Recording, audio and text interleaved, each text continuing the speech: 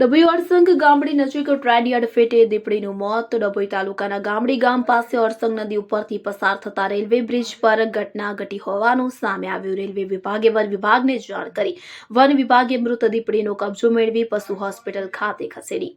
વિગતે વાત કરીએ તો ડભોઈ તાલુકાના કરનાળી ગામડી વચ્ચે અરસંગ નદી પરથી પસાર થતા રેલવે બ્રિજ પર સ્ટેચ્યુ ઓફ યુનિટી જતી રેલવે ટ્રેનયાર્ડ ફેટે દીપડી આવી જતા વાતની રેલવે વિભાગને જાણ થતા તાત્કાલિક તેઓ દ્વારા વન વિભાગને જાણ કરતા વન વિભાગ દ્વારા તેનો કબજો મેળવી પશુ હોસ્પિટલ ખાતે દીપડીના પોસ્ટમોર્ટમ માટેની કાર્યવાહી બાદ વન વિભાગ દ્વારા તેનો અગ્નિ સંસ્કાર કરવામાં આવ્યો હતો. જ્યારે કે જાણવા મળતી માહિતી મુજબ પણ વિભાગની બેદરકારીને કારણે આ બીજો બનાવ બન્યો હતો. અગાઉ પણ ગ્રામજનોએ પાંજરા મૂકવાની વાત કરી હતી, પરંતુ વન વિભાગની બેદરકારીને કારણે બીજા દીપડાનું મોત. હજુ પણ ગામમાં કેટલાક દીપડા જોવા મળ્યા છે. જો વન વિભાગના અધિકારીઓ જાગીને પાંજરા મૂકવામાં આવે તો મૂંગા પશુઓનું અકસ્માતી મોત ન થાય.